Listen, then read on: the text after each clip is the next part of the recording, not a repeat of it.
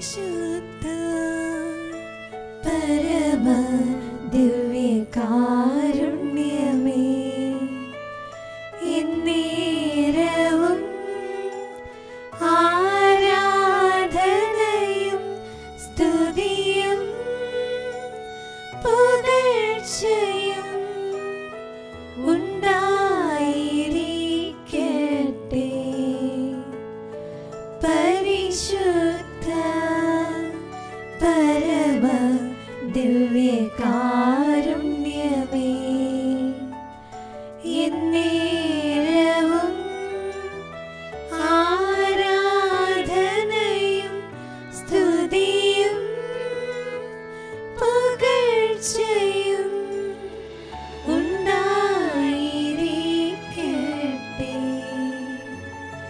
പരിശുദ്ധ പരമ ദിവ്യകാരുണ്യമേ, എന്നേരവും ആരാധനയും സ്തുതിയും പുകഴ്ചയും ഉണ്ടായിരിക്കട്ടെ.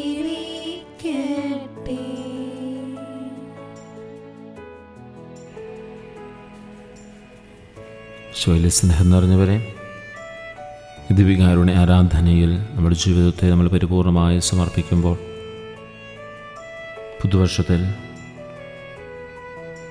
പുതുവർഷത്തിൻ്റെ ഏകദേശം അരമാസം നമ്മൾ കടന്നു കഴിയുമ്പോൾ വിശ്വാസത്തിൽ ഉറച്ചു നിൽക്കുവാനുള്ള വലിയൊരു തീരുമാനം എൻ്റെ വ്യക്തിജീവിതത്തിൽ നടന്നിട്ടുണ്ടോ എന്ന് പരിശോധിക്കണം. വിശ്വാസത്തെയും ദൈവകൃപയെയും നമ്മുടെ ജീവിതത്തിൽ എത്രമാത്രം ചേർത്ത് നിർത്തണമെന്ന് നമുക്ക് ധ്യാനിക്കാം. വിശ്വാസത്തിൻ്റെ ഉറവിടമായ ദിവ്യകാരുണ്യനാഥ, പുതുവർഷത്തിൻ്റെ 15 ദിവസങ്ങൾ കഴിഞ്ഞ് അരമാസത്തോളം കഴിഞ്ഞ് ഇന്ന് ഞങ്ങൾ അങ്ങയുടെ സന്നിധിയിൽ അണയുകയാണ്. ജീവിതത്തിലെ പ്രതിസന്ധികളിലും അനിശ്ചിതത്വങ്ങളിലും പതറിപ്പോകാതെ അങ്ങയിൽ പൂർണ്ണമായി വിശ്വസിക്കുവാനുള്ള കൃപ ഞങ്ങൾക്ക് നൽകണമേ. ഈ വർഷത്തെ ഞങ്ങളുടെ ഓരോ കാലുവയ്പും വിശ്വാസത്തിൻ്റെ പാതയിലൂടെയായിരിക്കട്ടെ നിങ്ങൾ പ്രാർത്ഥിക്കുന്നു. കർത്താവേ, ഇന്ന് ഞങ്ങൾക്ക് നീ കരുതി വച്ചിരിക്കുന്ന വലിയ അത്ഭുതങ്ങളുടെയും അടയാളങ്ങളുടെയും പരിപൂർണമായ തിരിച്ചറിവിൻ്റെ ദിനമായി മാറട്ടെ നിങ്ങൾ പ്രാർത്ഥിക്കുന്നു. പ്രിയ സഹോദരങ്ങളെ, മത്തായി സുവിശേഷം 14 അധ്യായം 27 മുതൽ 34 വചനങ്ങളിൽ പത്രോസ് കടലിന് മുകളിലൂടെ നടക്കുന്നത് നമ്മൾ കാണുന്നുണ്ട്. ഈശോയോട് പത്രോസ് പറയുകയാണ്, എനിക്കും ഈ കടലിന് മുകളിലൂടെ, ജലത്തിന് മുകളിലൂടെ അങ്ങയുടെ അടുത്തേക്ക് വരാനായിട്ട് ഈശോ ആവശ്യപ്പെടുകയാണ്. ഈശോയിലുള്ള വിശ്വാസത്തിൻ്റെ ആഴമാണ്. പക്ഷേ ആ യാത്രയിലും അവൻ മുങ്ങിത്താഴുന്നുണ്ട്. എങ്കിലും അവൻ ഈശോയിൽ നിന്നുള്ള ദൃഷ്ടി മാറ്റുന്നില്ല എന്നുള്ളതാണ്. ഈശോയിലേക്ക് നോക്കാനായിട്ട് സാധിക്കുന്നുണ്ടോ? പത്രോസ് ഈശോയെ നോക്കി നടന്നപ്പോൾ അവൻ കടലിന് മുകളിലൂടെ നടക്കാൻ സാധിച്ചു. എന്നാൽ കാറ്റും തിരമാലകളും കണ്ടു ഭയപ്പെട്ടപ്പോൾ ഒരു നിമിഷം ആ കാറ്റിലും തിരമാലയിലേക്ക് അവൻ നോട്ടം കടന്നു പോയപ്പോൾ അവൻ താഴ്ന്നു പോവുകയാണ്. അതായത് പ്രശ്നങ്ങളിലേക്കല്ല, നമ്മുടെ ചുറ്റുപാടുമുള്ള പ്രശ്നങ്ങളിലേക്കല്ല, ആ പ്രശ്നങ്ങൾക്കുള്ളിലും പരിഹാരം നൽകി കാത്തിരിക്കുന്ന, നമ്മെ പരിപൂർണമായി സംരക്ഷിക്കുന്ന, നമുക്ക് വേണ്ടി അത്ഭുതങ്ങൾ ചെയ്യുവാൻ പോലും സന്നദ്ധനായി മറ്റുള്ളവരുടെ മുമ്പിൽ നമ്മെ ഉയർത്തു നിർത്താൻ വേണ്ടി, ചേർത്തു നിർത്താൻ വേണ്ടി പത്രോസിനോട് പറഞ്ഞതുപോലെ നീ ജലത്തിൻ്റെ മുകളിലൂടെ നടന്നു പോരുക എന്ന് പറഞ്ഞുകൊണ്ട് മറ്റു ശിഷ്യന്മാരുടെ മുമ്പിൽ അവൻ്റെ ആ സ്നേഹത്തെ, അവൻ്റെ ആഗ്രഹത്തെ തമ്പുരാൻ മാറ്റി കളയാതെ ചേർത്ത് നിർത്തി. നമ്മുടെ ആഗ്രഹങ്ങളും നിയോഗങ്ങളും നമ്മൾ സമർപ്പിക്കുമ്പോഴും ഒരു കാരണവശാലും ഈശോയിൽ നിന്നും നമ്മുടെ ദൃഷ്ടി എടുത്തു മാറ്റരുത്. ഈശോയിൽ നിന്നും നമ്മുടെ ദൃഷ്ടി മാറ്റരുത്. നമ്മൾ ഇന്നും സമർപ്പിക്കുന്ന നിയോഗങ്ങൾ, നാളെ സമർപ്പിക്കുന്ന നിയോഗങ്ങൾ എത്രമാത്രം നിയോഗങ്ങളായിക്കൊള്ളട്ടെ, ആ നിയോഗങ്ങൾക്കുള്ളിലും ഈശോയിൽ നിന്നും നമ്മൾ കണ്ണു പറിക്കരുത്. കാരണം നമ്മുടെ കൂടെയുള്ള ഈശോയെ നോക്കി നമുക്ക് നടക്കാൻ നമ്മൾ പഠിക്കണം. പ്രശ്നങ്ങളിലേക്ക് നമുക്ക് നോക്കിയാൽ നമുക്ക് മുന്നോട്ട് പോകാൻ യാത്ര പറ്റില്ല. നമ്മൾ മുങ്ങിത്താഴും. അതിനും പത്രോസിലേക്ക് ഈശോ പറയുന്നൊരു കാര്യമാണ്, അല്പവിശ്വാസി എന്നവനെ വിളിക്കുക. നീ എന്തിനു സംശയിച്ചു എന്നാണ് ചോദിക്കുന്നത്. നീ എന്നെയല്ലേ നോക്കുന്നത്? സർവശക്തനായ ദൈവത്തെയല്ലേ? നിനക്ക് എന്തും നൽകുവാൻ കഴിവുള്ളവനായ എന്നിലല്ലേ നീ വിശ്വസിക്കേണ്ടത്? എന്താ നീ അല്പവിശ്വാസിയായി തീർന്നത്?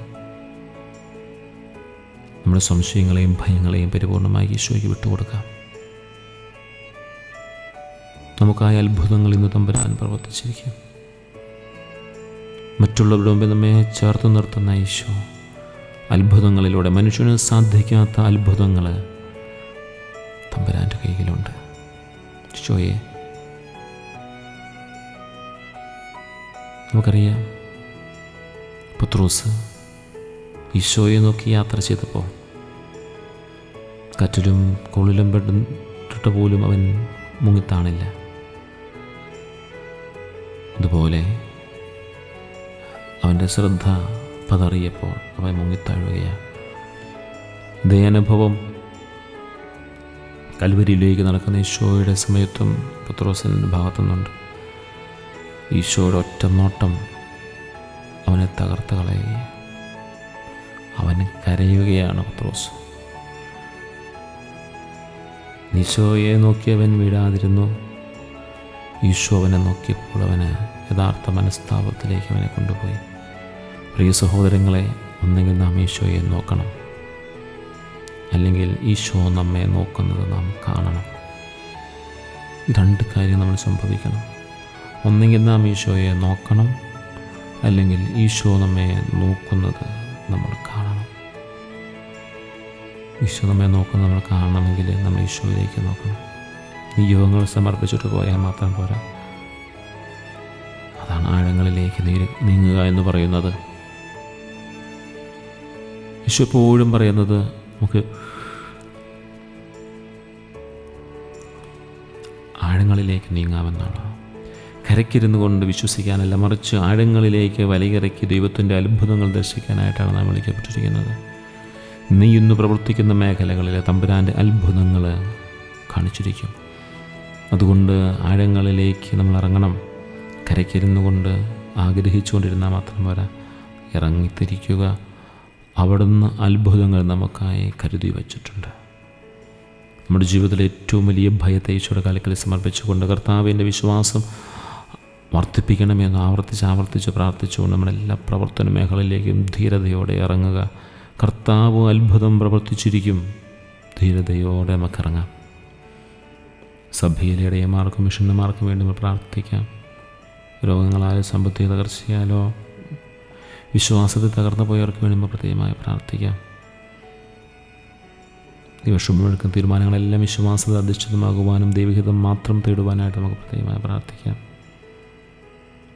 കർത്താവായ ഈശോയെ, ഇന്നേ ദിവസം എൻ്റെ ബുദ്ധിയെയും ഹൃദയത്തെയും അങ്ങേക്ക് സമർപ്പിക്കുന്നു. കാണപ്പെടാത്ത കാര്യങ്ങളെ ഉറപ്പോടെ വിശ്വസിക്കുവാനും അങ്ങയുടെ വാഗ്ദാനങ്ങളെ അഭയം പ്രാപിക്കുവാനും എന്നെ സഹായിക്കണമേ.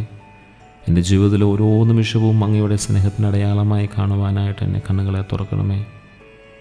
ഈശോയെ നന്ദി. പ്രിയ സഹോദരങ്ങളെ, വിശ്വാസത്തിൻ്റെ കരുത്തുമായ സന്തോഷത്തോടെ നമുക്ക് പോകാം. പുതുവർഷത്തിലെ ഒരു മാസം അരമാസത്തോളം നമ്മൾ പിന്നിട്ടുവെങ്കിലും ഈ ദിനത്തെ നമുക്ക് അനുഗ്രഹദായകമാക്കി മാറ്റാം. ഈശോയുടെ അത്ഭുതങ്ങളുടെയും അടയാളങ്ങളുടെയും ദിനമാക്കി മാറ്റാം. ഈശോ നമ്മെ സമർത്ഥമായി അനുഗ്രഹിക്കട്ടെ.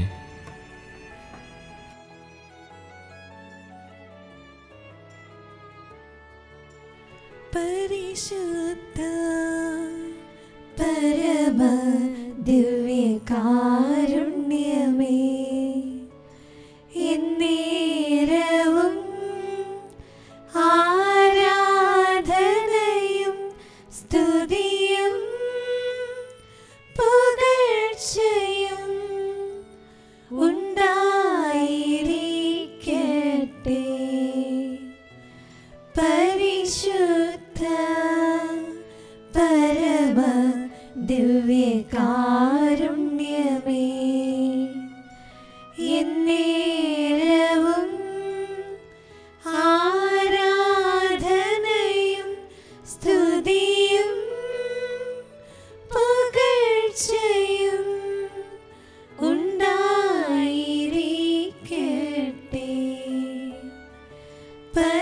പരിശുദ്ധ പരമ ദിവ്യകാരുണ്യമേ,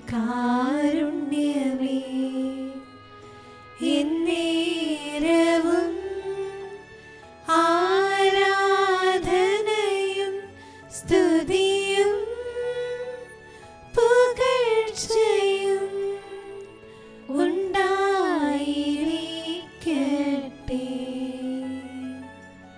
നമ്മുടെ കർത്താവ് ഈശോ മിശിഹായുടെ കൃപയും പിതാവായ ദൈവത്തിൻ്റെ സ്നേഹവും പരിശുദ്ധാത്മാവിൻ്റെ സുഖവാസവും നാം എല്ലാവരോടും കൂടി ഉണ്ടായിരിക്കട്ടെ, ഇപ്പോഴും എപ്പോഴും എന്നേക്കും. ആമേൻ.